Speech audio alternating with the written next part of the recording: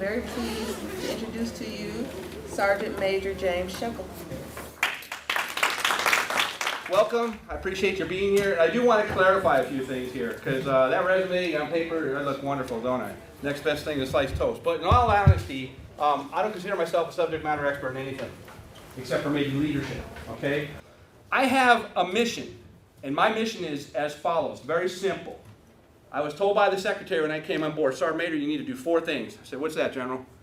First thing, locate resources for veterans and their family members. The second thing he told me was, get smart on those resources out there. The third thing he said was, make those veterans and those family members smart on those things. Educate them. And the fourth thing is, Sergeant Major, I want you to refer them out.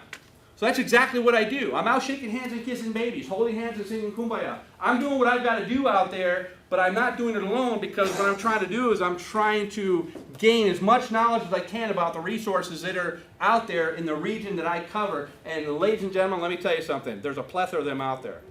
Okay? And if you're not networking, if you're not collaborating, if you're not knowing who is doing what you're doing in another county, in another city, in another state, let's not talk about the other state, but the other counties and the other cities, shame on you, because it's about networking. Veterans are always on the move. In the Marine Corps, we say you're Oscar Mike. You're on the move. Okay? I can't sit still for a minute, as you can tell, and I sure as hell can't sit still for more than 4 years in a house, because I'm ready to deploy. I'm ready to move. Let's go, honey. We're out of here. What do you mean? We just got here. Well, 4 years have gone by. Didn't you wake up yet? 4 years have gone by. Veterans are jumping. There's no reason why they cannot know. There's no reason why we, as veteran service providers, cannot know what's available in LA. There's got to be somebody doing the same thing in Orange County. There's got to be somebody doing the same thing in Ventura County. Right? Doesn't matter where they move up and down the state, and even state to state. Okay? So, again, I locate resources, get educated on those resources, educate veterans and their family members of those resources, and then I refer them out. We have a book that's out. You all should know. Those of you that work EDD, raise your hand. God bless you. Okay? Everybody in this room, if you don't, you should know about our book that's put out. Okay? Now, there isn't one that's coming out for 2013. I think we're talking about doing one for 13/14. You know how the money is, the budget cuts, and all that stuff. This is a wealth of knowledge right here. And the key component, I think, in this book is on page 129. Now, how do I know that? How many of you here have kids? Raise your hand. That are veterans. All you veterans, do me a favor, raise your hand. Veterans, raise your hand. How many of you have had kids? Keep your hands up. Okay, how many of you have kids you don't know about? Keep your hands up. Okay, all right. Page 129 clearly talks about the college fee waiver for dependents. That is the number one thing that is the benefit that's out there right now. And let's understand one thing in here, okay? When you're talking to veterans, make sure you get in their brain housing group. And for those of you that didn't serve in the military, that means their head, okay? Make sure you get in their brain housing group the difference between eligibility and entitlement. Hey, warrior, you can be eligible, but guess what? You're not entitled. Why am I not entitled already? Because you make too much money. You may be eligible, but not entitled. Well, why not entitled? Because you don't have an honorable discharge. You have an other than honorable, or you have a general under honorable. Okay? Now, there's a document that's floating around out there that I pushed out a long time ago, and I keep on sending it out as a refresher. It's called Benefits Based on Character of Discharge. It's on the street. It's very simplistic, very, very well set up, Barney style. Okay? And for those of you who didn't serve, Barney style, very basic, right? Any fifth grader could freaking figure it out. Okay? And basically, it tells you all the benefits that you could be eligible for. And listen to the verbiage I'm using. Could be. Okay? And I really want to caution you when you're talking to veterans and family, don't tell them you're going to get this, you're going to get that. You're more likely than not. Or you could possibly get. Think about the verbiage you're using, because it should be infectious and understood the difference between eligibility and entitlement. Okay? And me, like I said, I didn't get smart on this until my 27th year. And it took a Sergeant E5 in the Marine Corps to smack me upside the head, because he asked me a question, and never in my career did I think, my wildest dream, reaching the highest rank you can reach in the Marine Corps, did I look at this warrior with the deer in the headlights look that I always get from them. Because he asked me a question, and I looked at him and gave that look and said, warrior, I have no clue what you're talking about. And as Sergeant Major in the Marine Corps, you're supposed to know everything. And I'll tell you something. I'm always wanting to be smart, and I'm always wanting to get smarter. And how do you do that? You learn from the most inexperienced and the youngest, and the oldest and most experienced, do you not? To make you more of a well-rounded individual. This veterans information stuff, it's crazy. It's crazy sick, the information that's out there. But it's a secret in the veterans community, and the only way you know about it is by what? Talking to other veterans. It's crazy. Lack of awareness is the key component here, I think. Lack of awareness is the key component of all the benefits and entitlements that one could be eligible for. Listen to the verbiage I just gave you, folks. Okay? All right, so we have a book out there. CalVet Connect is a big thing that we have out there right now.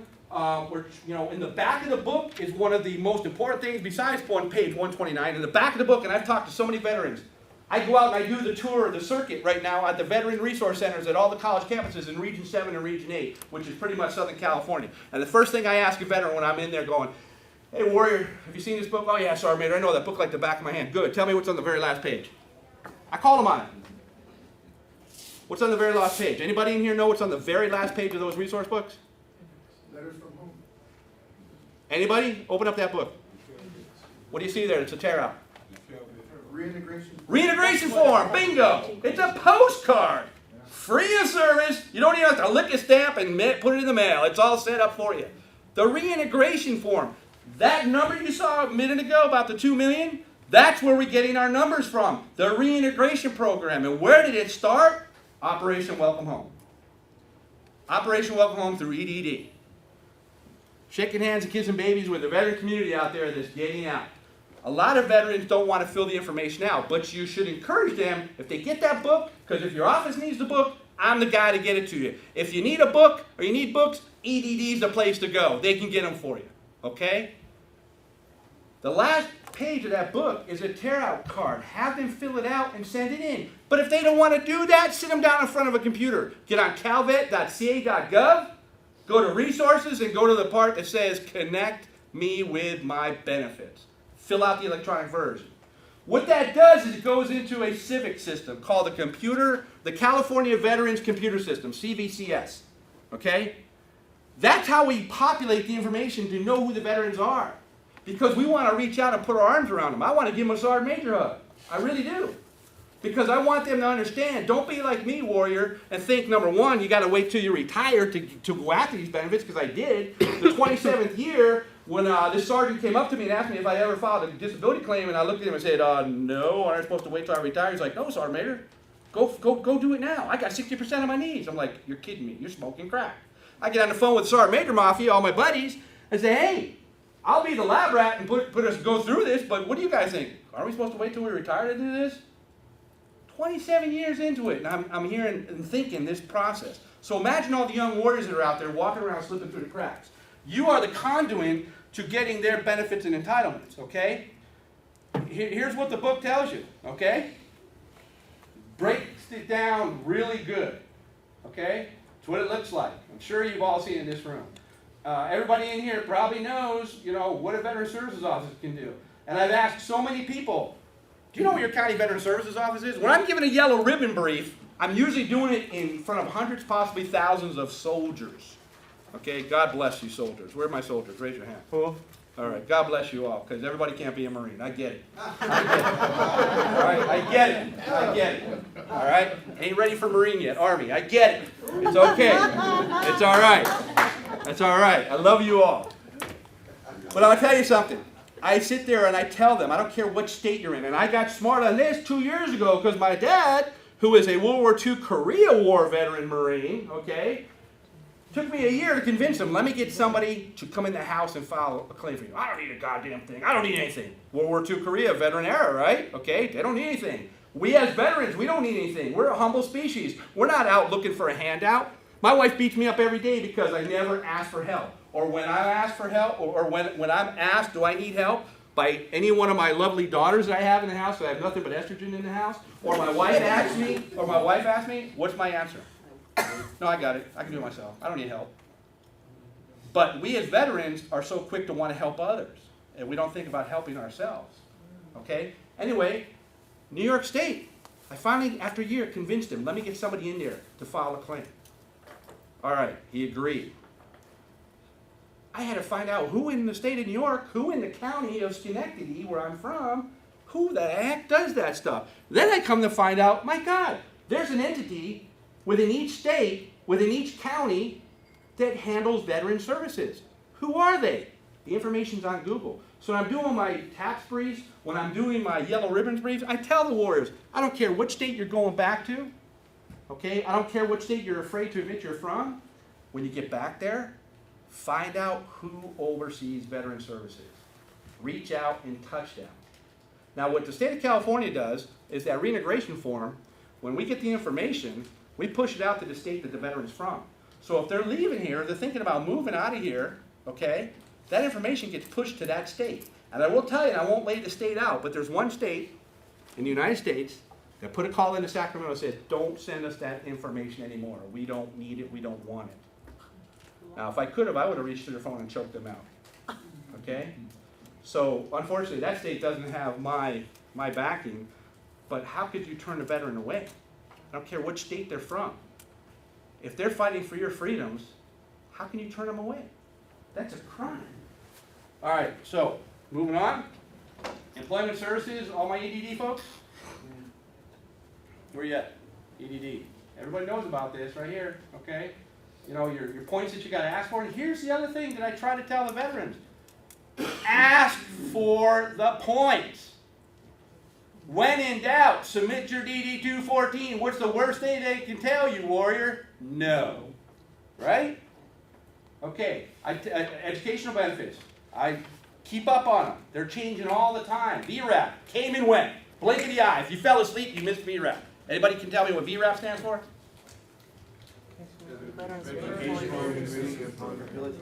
What's that? Veterans Reemployment Assistance Programs, right? Okay? Veterans Reemployment Assistance Program, VRAP, right? That's going to be a test tomorrow, right? Know what VRAP is. I'm just telling you. All right. So, that came and went. What was the cutoff date? March 31st. Okay? March 31st was the cutoff date to go and to get registered for VRAP. It ends March 31st, 2014. Yes, sir. I got a couple emails last week that said they extended the deadline. Negative. Read that email, because I got the same email and it started out looking like that. Didn't extend it. Roger. Didn't extend it. And I got a confirmation email this morning, because I'm very well spoken, I'm very boisterous, if you haven't noticed. And as soon as I see something coming downrange on that, I send it back going, reiterate, because the latest comm across the wire is that it expires on March 31st. And I got a confirmation email saying back that that was right. So March 31st of 2013 and March 31st of 2014 is the VRAP program, okay? But there's programs that come out all the time. You got to stay up on them. Change it to 9/11. It happens all the time.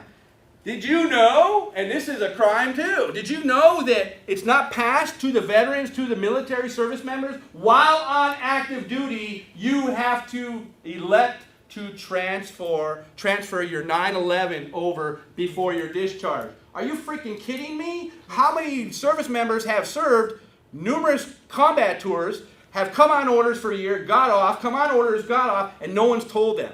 How about all the retirees that have gotten out, that are retired, that didn't know this? Yep. I'm one of them. I retired and was not able to transfer my 9/11 over to my wife because nobody freaking told me, but yet I'm eligible to use it. I'm confused. If I have the benefit, why can't I transfer it over? Right? The election has to be selected while on active duty to transfer the post 9/11 over to a dependent.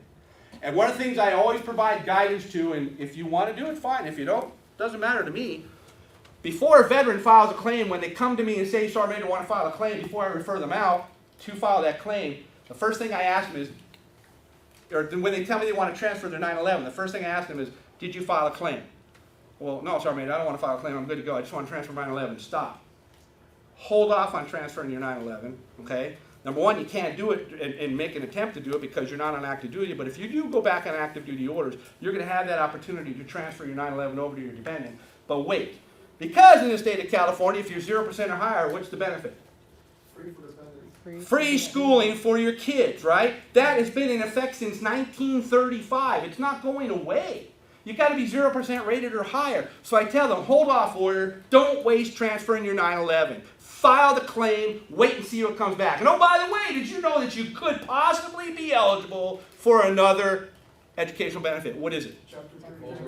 Voc Rehab Chapter 31. And what's the rating? 20%, and in some cases it's 10%. Okay? I thought it was 30% at one time, whoever said 30%. I was rudely corrected. It's 20%, and in some cases only 10%. Okay? Hold off, because if you get the 20% or higher, warrior, you could be eligible for another educational benefit, so hold off on the transfer. Once you get that VA claim back, you get your disposition, your rating, you're golden. Now, make a reasonable decision whether you want to transfer it or not. Don't blow it and then try to get it back, because I've seen in some cases where they can't get it back. They say you can, but I've seen some cases where you can't. And oh, by the way, I've seen where there have been veterans out there that have put in, by my guidance, for a request for an extension on their Voc Rehab Chapter 31, okay? Or, excuse me, their extension on their post 9/11, because initially it's 36 months, okay? And that's what the brief is, it's 36 months on any educational benefit, up to 48 months. Well, how do you get that 48 months, Moderator? 6 months before it expires, put in for that freaking extension. What's the worst thing they can say? No. Right, and I've yet to see anybody get denied the extension. So I always tell everybody to go ahead and put in for it. I'm not saying you're going to get it. I'm not saying you're not going to get it. I'm just telling you to submit for it, because there's cases out there where I've seen veterans get the 1 year extension, so they turn out getting the 48 months within post 9/11. Okay? If anybody has any other intel on that, let me know, please. Okay, there's college tuition fee waiver, I told you, page 129. Okay? The disabilities that are available, the benefits that are available for service-connected, anybody that's 50% or over, okay, rated in the state of California. And that's the other thing, too. If they're going back to another state, I tell them, hey, look and see what the states offer. Each state is individually, it has their own thing, you know? I ran over. Am I running over? Oh, I'm good. Sergeant Major, Yes. what about extending the GI Bill past the 10-year mark? Has there been veterans that have been able to collect part of the GI Bill after the 10 years? I've seen some that have been able to collect part of it, but not the full boat. And again, it goes back to the mentality, what's the worst they can say? Submit a request. What's the worst thing they can say? Women and minority veterans, Lindsay Sand, this is her right here. This is Lindsay right here. Veterans, the most underserved veterans are the female and minority veterans. And so they've combined the Deputy Secretary position for Women and Minority Veterans Affairs. That's Lindsay Sand. Her information's there. She's very, very approachable. Some of you in here, where's Irene? I just saw you in here. Right? She's good to go, right? You can contact Lindsay. She's very up on the female veteran issues and also for the minority affairs issues. That's the reintegration form if you've never seen one. There's an electronic version of it. It's at the bottom. That's the website. The link. Okay, we have a mobile app. For those of you that carry a smartphone, the old Sergeant Major carries a dumb phone here. I tell my kids to freaking call me, don't text me. Okay, the mobile app, and we have you can scan it with the QR reader, and it'll download the mobile app right on your iPhone or Android.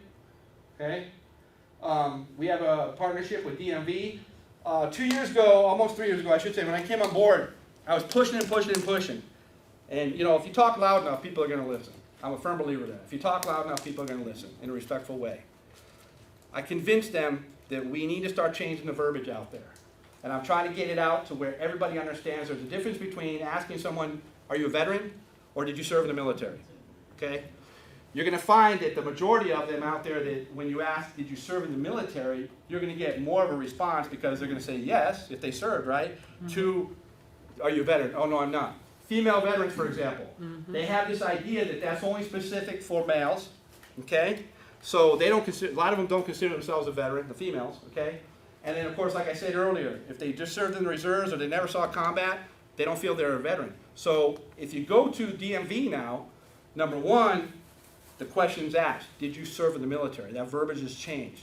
So little by little, we're starting to get that out there. I'm trying to get it infectious in the college communities right now, both community college and the universities.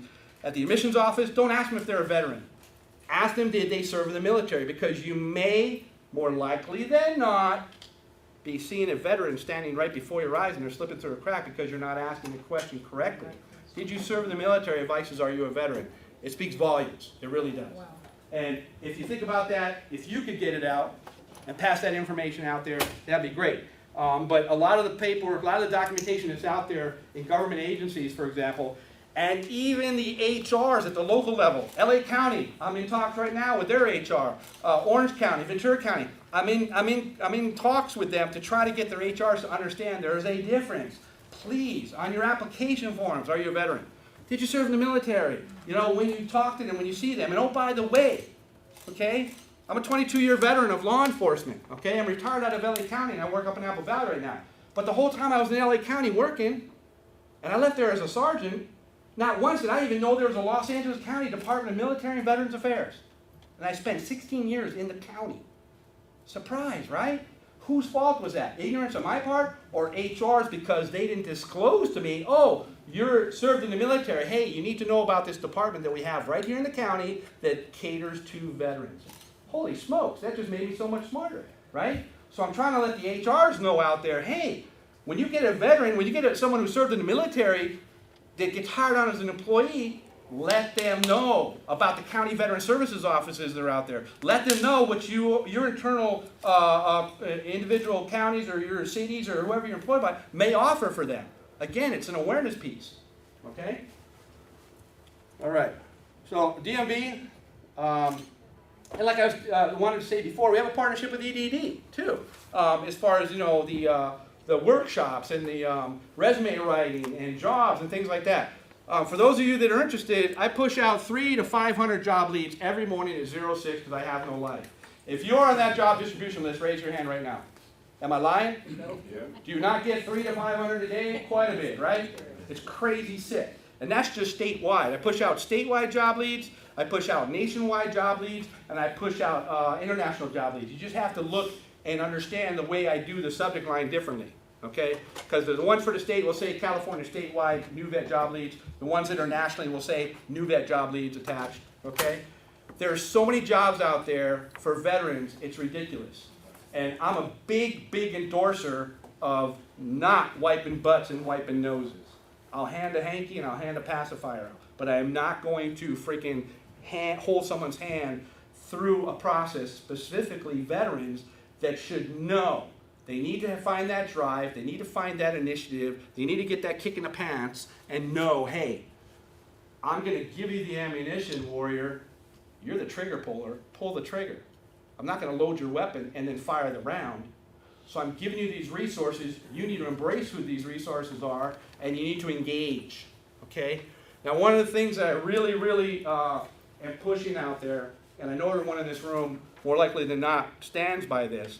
If you're a veteran service provider, okay, never ever tell a veteran, oh, I can't help you. Because you better caveat that with, but this is who can. And the problem I'm seeing out there as the state rep is I don't hear that caveat. Oh, but here's who can. And I'll tell you something, there's nothing more disconcerting than to find a veteran or family member that are struggling, that need help, and they're being turned away. Are you freaking out of your mind? Are you kidding me? And I'm hearing that vets helping vets that are not helping vets. Okay? Everybody understands, and everyone's smart enough in this room to know, because I've learned it, you've got the veteran service providers out there that say they're helping veterans, okay? You have those veteran service providers that are setting up a storefront that cosmetically they're saying they're serving veterans, but they're not. And part of that scam is because they want to compete for the federal grant money. Same way with veterans employers saying that they're hiring veterans. I learned very quickly when I did my purgatory time of 6 months at EDD that, and I love EDD, I just probably wouldn't have survived in the culture. But I learned very quickly that you have veteran employers that are saying they're vet friendly over there, okay? And what they do is they say, okay, Elenia, is that how you say it? Elenia here is a veteran, she comes to me and says, Sergeant Major, I want to get a job. I need a job. Okay, here's my veteran service, my veteran friendly employer, I'm going to send you over for an interview. So she goes over and she interviews with Rudy. Rudy's the employer, veterans friendly employer. So Rudy interviews her. She comes back, oh, Sergeant Major, I got the job, they're going to hire me. Outstanding. He called me, says, we're going to hire her. Outstanding. 3 weeks later, she calls me and she says, Mayor, I've been sitting on a couch and I haven't been getting a job. I haven't worked one day. Rudy, because he's a vet-friendly employer and he's got her on payroll, can compete for that tax credit of up to $9,000 a year and can go after federal grant money. And as soon as something like that comes to fruition, they need to be flagged and EDD needs to be called and said, hey, look, we've got a veteran service provider that's not providing services. We've got a veteran-friendly employer that's not hiring veterans legitimately. And then they get taken off the list that EDD has. I forget what they're called. What's that list? Federal contract. Yeah, there's some kind of job. Right. So you know, that's something that's going on out there as well. So a couple things I want you to remember. If you need assistance in anything, I can push out the job leads to you. Just send me an email. I can, I don't know if I have it up there. I'll give you my email. I have cards, but I'm running out. The job leads I can push out to you. There's organizations I have a direct link to. For example, the Semper Fi Fund is a nonprofit organization. Not sure how many of you know about it. Semper Fi Fund is there to cater to Marines and sailors and any service member that served or was attached to a Marine unit. And there's been plenty of soldiers, there's been plenty of Air Force airmen that I've been able to connect the dots with because knowing what units were attached to Marine Corps units over there, I'm able to connect those dots and have a direct link with the director. So Semper Fi Fund has been very helpful in providing financial assistance to a lot of different veterans out there, different service members from different branches. All of you should be aware of SSA.gov, Social Security Administration.gov. A lot of veterans don't know this, but if you served on active duty between 1957 and 2001, for every quarter that you served on active duty, you could be eligible for up to a $300 credit. So if you take the average Vietnam veteran who served, normally, more likely than not, they served 24 months, 13 in country, the rest back here, okay? So you take that 24 months, you take that credit, that's going to be what? $2,400 that they could be getting credit for. And the thing is that I found out, because I checked into it and I went and asked Social Security directly, if the veteran submits a DD-214, there's no guarantee they're going to get that credit. If the veteran submits that DD-214 and asks for the credit, then it's submitted. Okay? So they've got to go up above and beyond that. Here's a perfect example. My dad, I told you he's 84, he'll be 85 this year. He's been receiving Social Security for years. Guess what they failed to do? Give him that credit for his service of 7 years in the Marine Corps. Guess what he got back? Back pay. Okay? But you got to request the audit. So again, it's you know, as veterans we know you got to go above and beyond. You got to push the envelope. The veterans that don't succeed, I see, are the ones that throw in the white towel. They're the ones that don't fight the system. And the ones that get denied on claims, oh, sorry, Major, I filed 2 claims, they both got denied, I'm done. No, don't stop. That's the problem. Don't let anybody win. You know, it's all about you and it's all about your family. Okay? And everybody also should understand, which I've learned, you know, over the past couple of years in my service, that, you know, if you have a disability claim, or if you have a service-connected disability, and the VA either A, fails to recognize it, or B, you fail to document it, and you pass away from that service-connected disability, your wife is not eligible for widow survivor benefits. Okay? And I'm an example of that. You know, 80% disabled. I've got stuff on the hopper since 09 and stuff on the hopper from another claim I put in there since 11. And I could care about getting the 90, 100%. I want the stuff documented because I know there's issues that I have that are wrong with me, that are service-connected, and I want to document it, VA. I want to document it so my wife can be taken care of if I pass away from one of those service-connected disabilities. So when we're putting the information out to the veterans and we're assessing these veterans, let's not just punch that clock and do our 9-to-5 job or whatever it is. Let's make sure that we're providing a higher quality of care and service to our veterans and that we're giving them all the information that we possibly can. That when they sit down to do a claim, or they sit down to come and do a resume writing workshop, or they come to file for an employment, hey, Hard Charger, are you going to school? Where do you live? You know, how are you doing on food on a monthly basis? You know, do you have kids? Ask the questions. You know, I see that problem, that there's complacency out there with vet representatives that are out there. They stay in their lane and they're afraid to go outside the box. Well, if you go outside the box and start asking questions, you're going to gain more information and you can provide a better service to that veteran and their family members. Do you not agree? Absolutely. Right? Okay.